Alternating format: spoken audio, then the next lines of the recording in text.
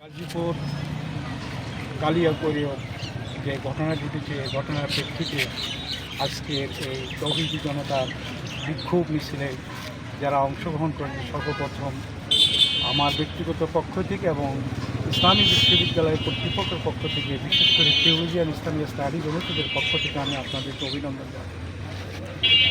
আমরা বেশ কিছুদিন যাবৎ লক্ষ্য করছি যে বাংলাদেশে রয়ের যে অভয়ারণ্য ছিল, র যে সর্বত্র বিরাজ করছিল 5ই আগস্টের পরে এটা কিছুটা হলেও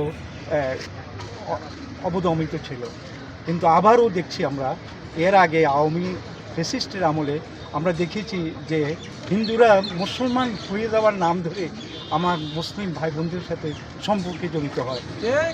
আমাদের মুসলিম ভাই বোনেরা এই জিনিসটা একটু খেয়াল করা দরকার যে আমরা জাতি করে যারা নতুন মুসলিম হয় অন্যান্য ধর্মাবলম্বী মানুষকে আমরা তাদেরকে অভিনন্দন জানাই, তবে সাথে সাথে এটাও আমাদের খেয়াল করা উচিত যে তাদের নতুন কোনো ফাঁদ আমরা দেখছি, আসলে কিন্তু নতুন একটা ফাঁদ তারা আবিষ্কার করেছে যে মুসলিম বোনদেরকে দর্শিত করে তাদেরকে লাঞ্ছিত করে তারা নিজেরা একটা ফায়দা নেওয়ার চেষ্টা করছে। আমরা এটার তীব্র নিন্দা এবং আমরা এটার তীব্র প্রতিবাদ জানাচ্ছি।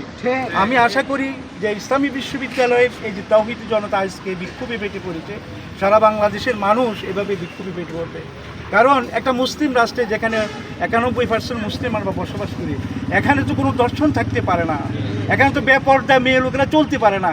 কিন্তু তারপরেও আমি আশা করব আমাদের যে সমস্ত মহিলা বোনেরা আছেন তারা যাতে পর্দার সহিত ইসলামিক পর্দার বিধানকে ফরজ করেছে, তাদের আব্রু এবং তাদের ইজ্জতকে রক্ষা করার কারণেই পর্দা আমাদেরকে মেনে চলা একান্ত অবিশ্বাসী এবং কর্তব্য এবং এটা ফরজ ইবাদত। আমি আশা করি ইসলামী বিশ্ববিদ্যালয়ের প্রত্যেকটা ছাত্রছাত্রী এবং যারা এখানে আমরা উপস্থিত আছি সবার কাছে আমরা এই মেসেজ পৌঁছেই দিব যে আমরা যাতে করে এই ধরনের কোনো প্রলোভনে রয়ের কোনো প্রলোভনে আমরা না পড়ি।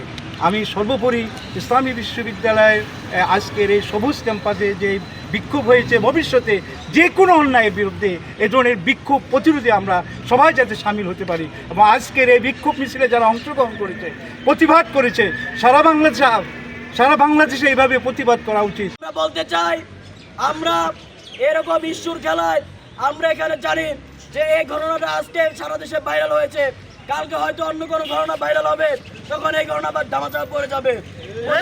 এরকম হয়ে আসতেছে। এজন্য আমরা রাষ্ট্রীয় কর্তা ব্যক্তিদের কাছে দাবি জানাতে চাই, এইরকম ঘৃণ্য অপরাধকে প্রতিহত করার জন্য তারা যেন কার্যকরী কোনো পদক্ষেপ গ্রহণ করে।